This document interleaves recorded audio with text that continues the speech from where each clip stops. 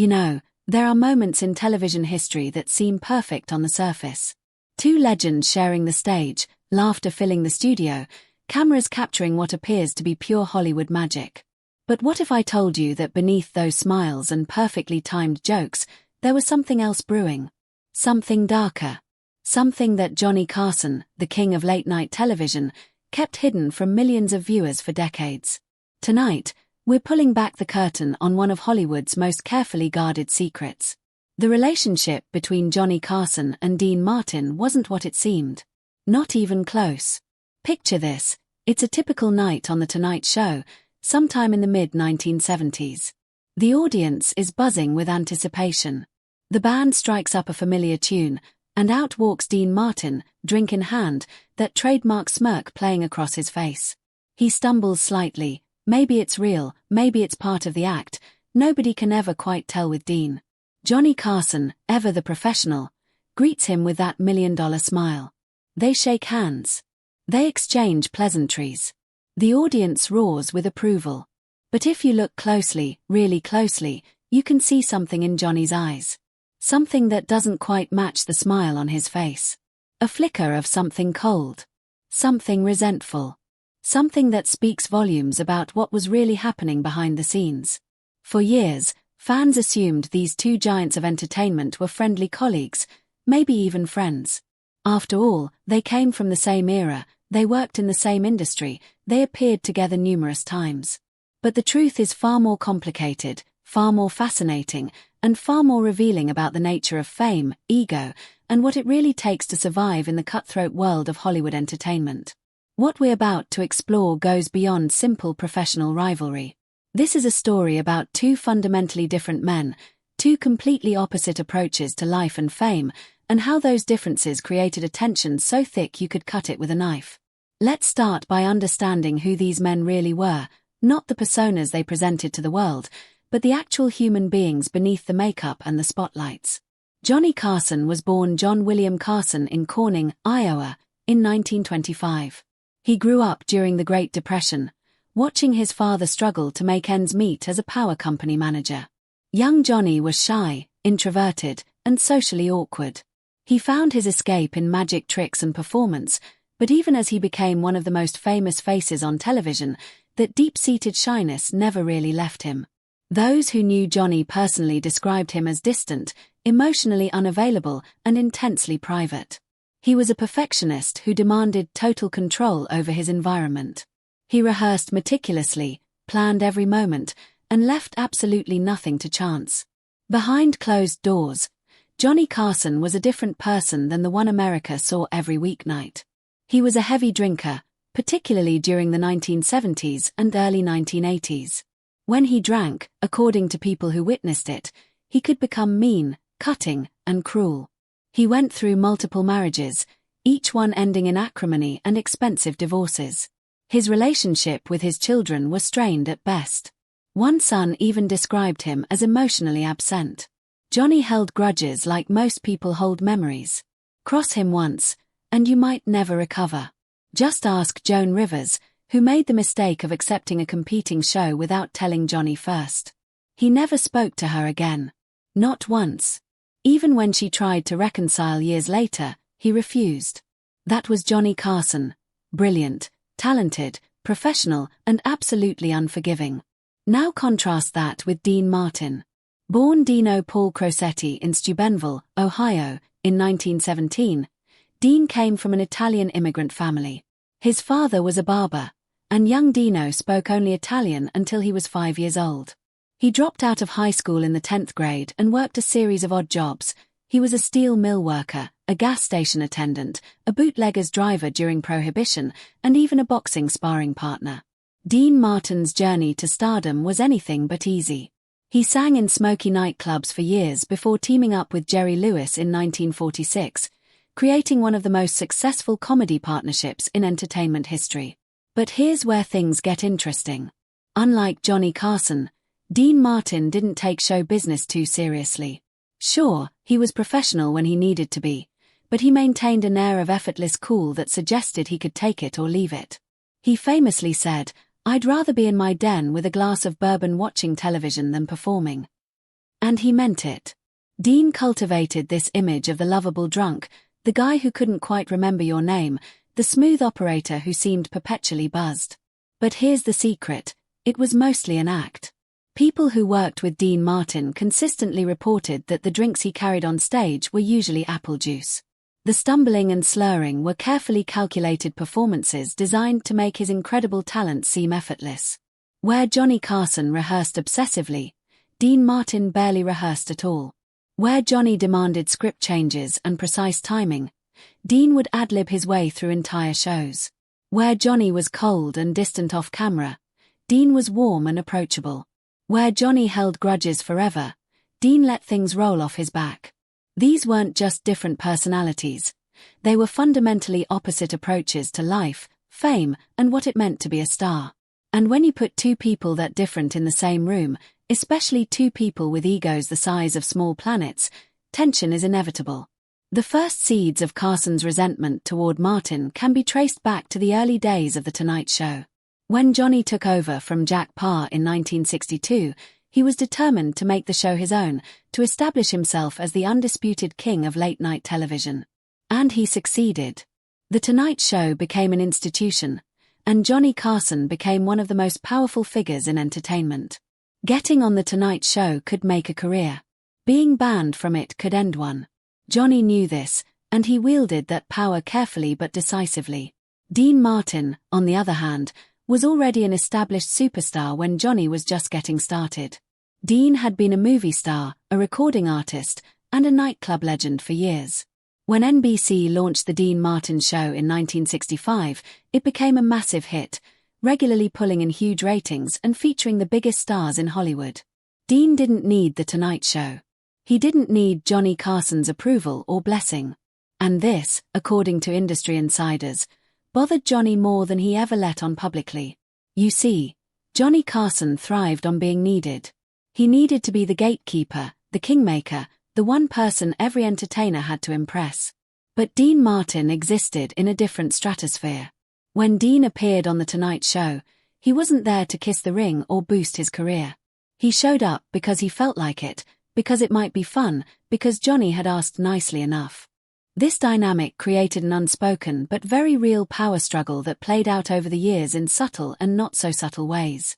Let's talk about one of the most infamous appearances Dean Martin ever made on The Tonight Show, December 12, 1975. This particular episode has become legendary in television history, not because it was particularly groundbreaking or because something scandalous happened, but because it perfectly encapsulated the tension between these two men and their completely different approaches to entertainment. Dean walked out onto that stage that night looking every bit the part of his drunk persona.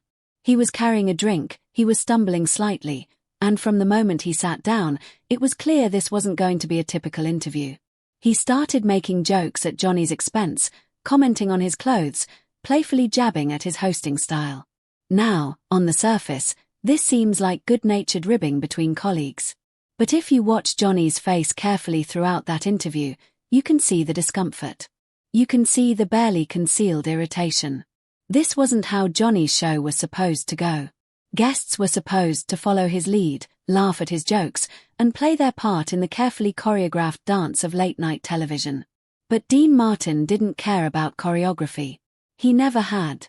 He was doing his own thing, as he always did, and there wasn't a damn thing Johnny Carson could do about it without looking like the bad guy. To the audience, it was hilarious. To Johnny, it was a loss of control, and Johnny Carson hated losing control more than anything else in the world. Throughout that interview, Dean kept calling Johnny Johnny, getting the name slightly wrong in a way that seemed deliberate. He made jokes about the show, about the format, about the whole late-night television industry. It was Dean Martin essentially saying, without actually saying it, none of this really matters. We're just here to have fun. But to Johnny Carson, it mattered immensely. This was his kingdom, his show, his legacy. And here was Dean Martin, treating it like a casual hangout session rather than the important television event Johnny believed it to be. The incident that really crystallized the tension between them happened later that same night. Bob Hope and Ed McMahon were also on the show, creating this perfect storm of massive egos and competing personalities. At one point, Dean said something that got bleeped out by the censors. To this day, people debate what he actually said, but whatever it was apparently shocking enough that both Bob Hope and Ed McMahon temporarily walked off the stage in mock protest. Johnny tried to maintain control, tried to steer the conversation back to safer territory, but Dean had already hijacked the show. Now, you might be thinking, so what? It sounds like it made for great television. And you'd be right. Audiences loved it. That episode is still talked about decades later as one of the most entertaining Tonight Show episodes ever. But that's exactly the problem from Johnny's perspective. Dean Martin came onto his show, completely disregarded the format and structure Johnny had carefully built, and made it better because of it. He showed that The Tonight Show didn't need Johnny's careful planning and meticulous control to be entertaining. In fact, it might be even more entertaining without it. This realization ate at Johnny Carson. In the weeks and months following that appearance, people close to Johnny reported that he would bring it up, complaining about Dean's unprofessionalism, about how he'd made the show harder to manage. But underneath those complaints was something deeper: envy. Johnny envied Dean's ability to command a room without effort, to make people laugh without trying, to be genuinely cool in a way that Johnny, despite all his success, never quite managed. The fundamental difference in their approaches to fame and celebrity became even more apparent when you look at how they lived their lives outside the spotlight. Johnny Carson, despite being one of the most famous people in America, was intensely private. He rarely gave interviews unless they were about promoting the show. He didn't appear on other programs. He carefully controlled his public image to an almost obsessive degree. His personal life was a mess: multiple divorces, strained relationships with his children, reports of heavy drinking and mean behavior when drunk, but very little of that made it into public view during his career. Dean Martin, on the other hand, seemed to live his life with a shrug. He was famously part of the Rat Pack with Frank Sinatra, Sammy Davis Jr., Peter Lawford, and Joey Bishop. They gambled openly, drank publicly, and carried on in ways that would make modern publicists have heart attacks. But Dean always maintained this air of not caring too much about any of it.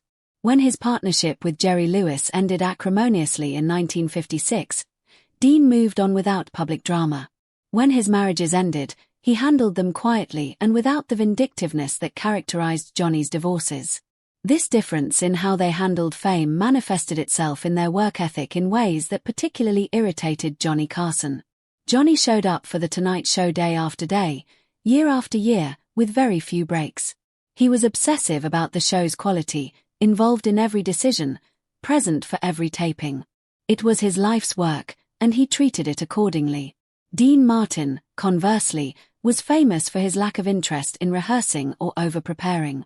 Stories from the Dean Martin Show production staff describe him showing up minutes before taping, barely knowing the material, and yet still pulling off spectacular performances. There's a famous anecdote about the Dean Martin Show that perfectly captures this. The show featured elaborate musical numbers and comedy sketches that typically required hours of rehearsal. Dean rarely showed up for those rehearsals. Instead, he'd send his stand-in, a guy who looked vaguely like him from a distance. The crew would rehearse everything with the stand-in, work out all the camera angles and movements, and then Dean would show up on the day of taping, quickly learn what he needed to do, and nail it in 1 or 2 takes. This drove some people crazy, but it also demonstrated a natural talent that couldn't be rehearsed or manufactured. Johnny Carson heard these stories. In the tight-knit world of television production, word gets around. And it must have burned him to know that Dean Martin could accomplish with minimal effort what Johnny worked himself to exhaustion trying to perfect. It wasn't fair, from Johnny's perspective. He had worked so hard to get where he was, maintained such rigid discipline, sacrificed so much of his personal life for his career. And here was Dean Martin, treating the whole thing like a lark, and being just as successful, if not more beloved. The envy extended to their personal lives as well. Despite Dean's 3 marriages and 8 children, people who knew him described him as a devoted father who genuinely enjoyed spending time with his kids. He was known for turning down work to be home with his family. He built a bar in his home so he could entertain friends without going out. He was, by most accounts, a family man who happened to be a superstar, rather than a superstar who had a family as an afterthought. Johnny Carson's relationship with his children tells a very different story.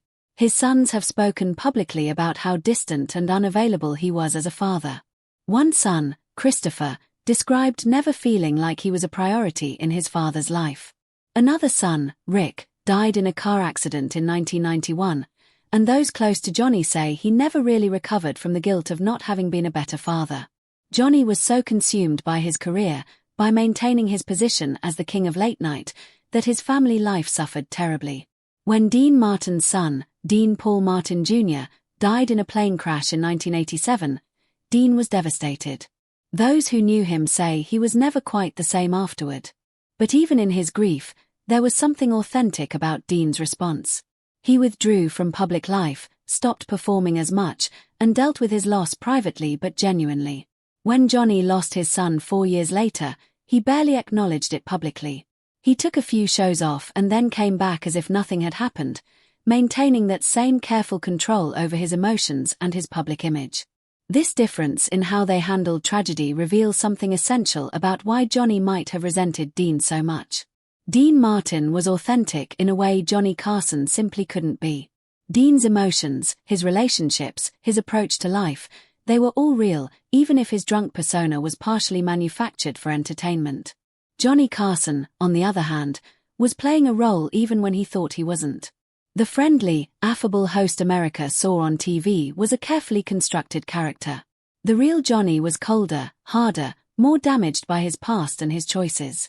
The professional jealousy between them extended to their influence on comedy and entertainment. Johnny Carson was a kingmaker. Comedians would kill for a spot on The Tonight Show, and a good appearance could launch a career overnight. Johnny discovered or gave early breaks to countless comedy legends: David Letterman, Jay Leno, Jerry Seinfeld, Roseanne Barr, and many others. He took pride in this role, in being the gatekeeper who decided who was funny enough to make it. Dean Martin's influence was different but equally significant. The Dean Martin Show featured a mix of comedy, music, and variety entertainment that influenced television for generations. His laid-back hosting style, his willingness to laugh at himself, his genuine enjoyment of performing, these qualities created a template for entertainment that many tried to copy but few could match. More importantly, Dean's approach to fame influenced an entire generation of performers who saw that you didn't have to take yourself too seriously to be taken seriously. Johnny must have been aware of this influence, and it must have bothered him that Dean achieved it without seeming to try. Everything Johnny accomplished came through sheer force of will and obsessive dedication. Dean Martin made it look easy, and that's perhaps the most unforgivable sin in the eyes of someone like Johnny Carson, who worked brutally hard for every success. The contrast between their public personas and private realities created another layer of tension. Johnny Carson's public image was wholesome, friendly, the guy next door who happened to host a late-night show. But people who worked with him knew the truth: he could be difficult, demanding, and occasionally cruel. He once reduced a young female writer on his show to tears with his cutting criticism. He would freeze out staff members who displeased him, refusing to acknowledge their existence for weeks or months. He wielded his power like a weapon when it suited him. Dean Martin's public image was the lovable drunk, the guy who might not remember your name but would make you laugh anyway. But the private Dean was actually disciplined, professional, and much sharper than his persona suggested. The disconnect between image and reality worked in Dean's favor. People were pleasantly surprised to discover he was more together than he seemed. For Johnny, the disconnect worked against him. People were disappointed to discover he was less friendly than he appeared. This brings us to one of the core reasons for Johnny's resentment: authenticity. Dean Martin had figured out how to be himself, or at least a heightened version of himself, in public. The drunk act was an exaggeration, but the underlying personality, laid back, funny, not taking himself too seriously, was genuine. Johnny Carson never quite figured that out. The Johnny on television was a character, and maintaining that character for 30 years took its toll. There's a telling quote from Dick Cavett, a fellow talk show host and one of the few people Johnny considered a friend, who said, "I felt sorry for Johnny in that he was so socially uncomfortable. He was fine on air, but off air, he was a different person." That social discomfort, that inability to be himself in any context, must have been exhausting. And watching Dean Martin seemingly glide through life without those kinds of issues would naturally breed resentment. The alcohol issue created another point of tension between them. Both men were known to drink, but they handled it very differently. Dean Martin's drinking was part of his act, a carefully crafted element of his persona. Yes, he enjoyed a drink, but the constant glass in hand during performances usually contained apple juice or weak tea. The stumbling drunk act was exactly that, an act. Dean was rarely actually drunk during performances, no matter how he appeared. Johnny Carson, however, had a genuine problem with alcohol during the 1970s and early 1980s. Multiple sources, including his biographer Henry Bushkin, confirmed that Johnny could be a mean drunk. He would say hurtful things, become argumentative, and generally behave in ways that he would regret once sober. Several of his marriages were damaged or destroyed partly because of his drinking and the behavior that came with it. Johnny eventually got his drinking under control, but during the peak years of The Tonight Show, it was a real issue. So imagine the dynamic. Dean Martin plays a drunk on TV but is actually in control, while Johnny Carson appears sober and in control on TV but struggles with alcohol in private. This reversal must have felt like yet another example of Dean having what Johnny wanted: the ability to control his image, his demons, and his public perception in ways that Johnny couldn't manage. The mid-1970s represented a particularly difficult period for Johnny Carson. His second marriage was falling apart. His drinking was at its worst. The Tonight Show was still successful, but the strain of doing it year after year was showing. He was irritable, harder to work with, and less satisfied with his success than ever before. This was around the time of Dean's infamous December 1975 appearance, and it's not hard to imagine why Johnny might have been particularly sensitive to someone disrupting his carefully controlled environment. Dean Martin, meanwhile, was dealing with his own challenges. The Dean Martin Show had ended in 1974, and while he was still performing and appearing in various specials, his career was in a different phase. But the way Dean handled this transition was markedly different from how Johnny would have. Dean seemed almost relieved to have a less demanding schedule. He spent more time with his family, played more golf, and generally seemed content with slowing down. Johnny, even years later when he finally retired from The Tonight Show in 1992, never seemed content. He remained restless and dissatisfied until his death in 2005. This difference in how they approached aging and career transitions highlights another fundamental disconnect between them. Dean Martin had interests and relationships outside of show business that gave his life meaning. Johnny Carson was defined by his career to such an extent that without it, he seemed lost. When you devote everything to your work and then watch someone else treat that same work as just one part of a full life, resentment is almost inevitable. The comedy styles represented yet another point of departure. Johnny Carson was a master of timing, of the perfectly delivered joke, of the reaction shot that got the laugh. His comedy was crafted, honed through years of practice and performance. It was brilliant, but it was also calculated. Dean Martin's comedy was looser, more improvisational, more dependent on his natural charm and ability to connect with an audience. When Dean told a joke and it didn't land, he'd laugh at himself and move on. When Johnny's jokes didn't land, you could see the frustration flash across his face, quickly masked but there nonetheless. This difference in comedy philosophy extended to how they handled mistakes. Dean Martin embraced mistakes as part of the fun. If he forgot a line or flubbed a bit, he'd make it part of the show, laughing along with the audience. Johnny Carson did the same thing on camera, turning mistakes into memorable moments. But behind the scenes, he would obsess over those mistakes, asking producers and directors what went wrong, how they could prevent it next time. Dean would forget about it before he left the building. The Rat Pack era also created tension, though perhaps more indirectly. Dean Martin was part of one of the most famous social groups in entertainment history. Frank Sinatra, Sammy Davis Jr., Peter Lawford, Joey Bishop, and Dean Martin weren't just colleagues. They were friends who genuinely enjoyed each other's company. They performed together, socialized together, and created a mystique that still fascinates people decades later. Johnny Carson was never part of any comparable group. He had colleagues, professional relationships, but nothing like the Rat Pack's camaraderie. In fact, Johnny's inability to maintain close friendships was well documented. Ed McMahon, his sidekick for 30 years, once described their relationship as close as two non-married people can be. But other sources suggest they weren't particularly close off camera. Johnny kept people at arm's length, never letting anyone get too close, never fully trusting anyone. Dean Martin had lifelong friendships, genuine connections that sustained him through difficult times. For someone like Johnny, watching that kind of easy friendship must have been yet another reminder of what he couldn't seem to achieve. The success of both men in different mediums created another layer of professional jealousy. Johnny Carson was the undisputed king of late-night television, but he never successfully transitioned to other formats. His attempts at primetime specials were modestly successful at best. He never had a movie career to speak of. He was brilliant at what he did, but what he did was relatively narrow, hosting a late-night talk show.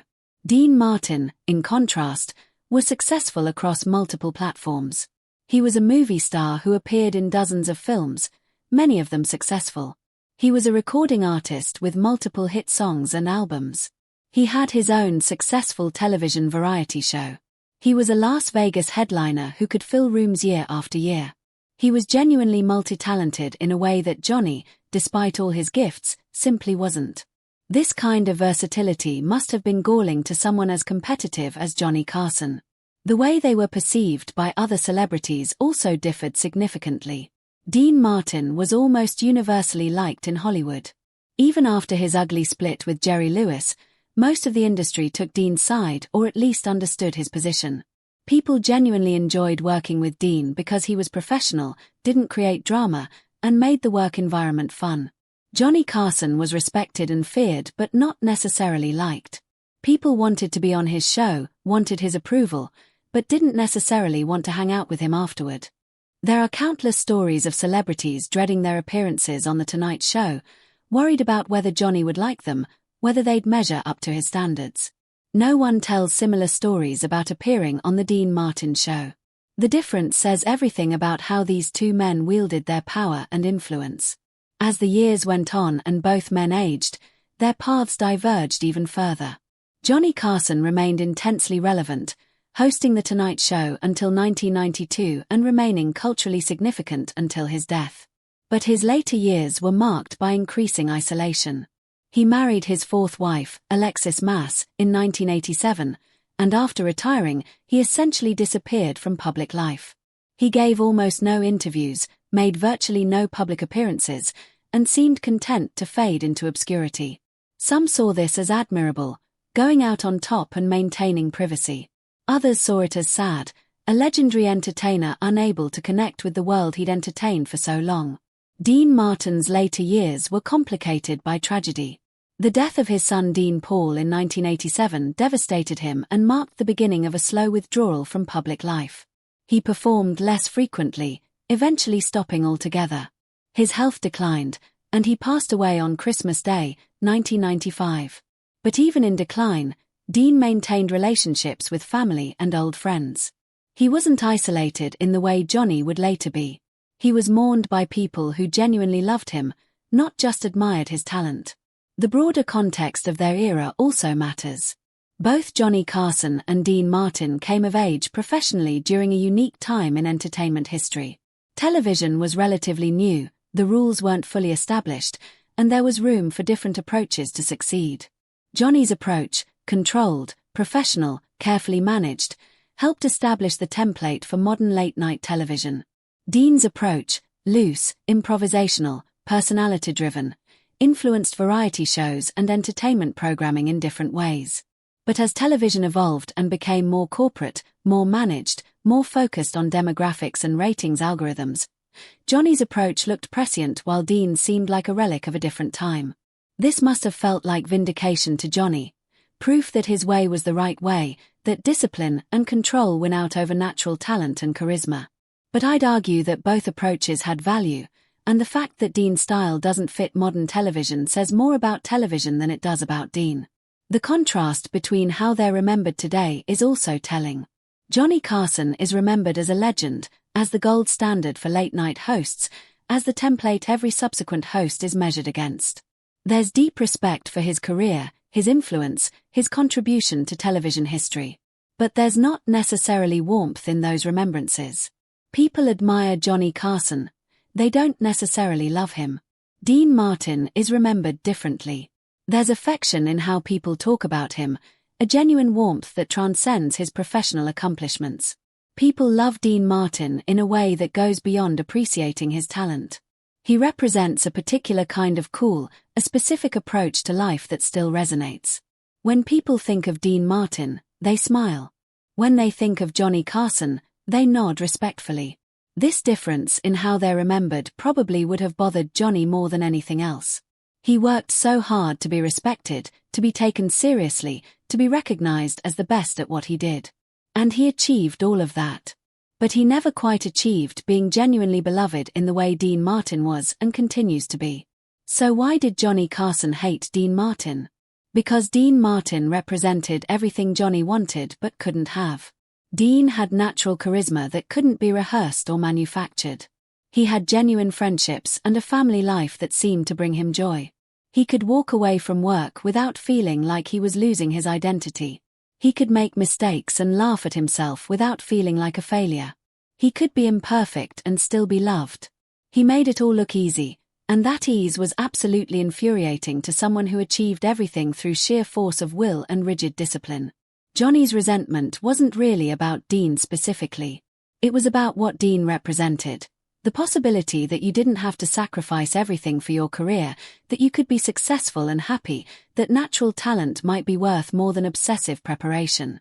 These ideas challenged everything Johnny had built his life around, every choice he'd made, every sacrifice he'd accepted as necessary. The tragedy is that both men were legendary in their own rights, both contributed enormously to entertainment history, both had gifts that made them irreplaceable. But Johnny couldn't appreciate Dean's gifts because they were too different from his own, and acknowledging those gifts would have meant questioning his own path. It was easier to resent Dean, to focus on his perceived lack of professionalism, his cavalier attitude toward work that Johnny took deadly seriously. In the end, the story of Johnny Carson and Dean Martin isn't really about hate. It's about envy, insecurity, and the different ways men can be successful while being fundamentally unhappy. Johnny Carson achieved everything he set out to achieve and more. He was the king of late-night television for 3 decades. He influenced generations of comedians and entertainers. He retired wealthy, respected, and secure in his legacy. But he was never content, never satisfied, never able to just enjoy what he'd built. Dean Martin had a remarkable career too, though perhaps not quite as dominant or long-lasting. But he seemed to enjoy it more. He seemed to understand that fame and success were temporary, that relationships and experiences mattered more than awards and ratings. He wasn't perfect, his drinking was problematic at times, his marriages failed, he had his share of demons. But he never let his career consume him in the way Johnny's career consumed him. That's the real difference between them, and that's ultimately what Johnny couldn't forgive. Dean Martin lived a life that included his career rather than a career that was his life. For Johnny Carson, there was only the show. Everything else, marriage, family, friendships, was secondary at best, sacrificed at worst.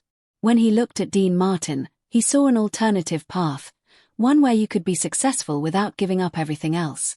And that possibility, that road not taken, must have haunted him. So did Johnny Carson hate Dean Martin? Perhaps hate is too strong a word, though it makes for a good video title. But he certainly resented him. He resented Dean's ease, his natural charisma, his ability to walk away from the spotlight without regret.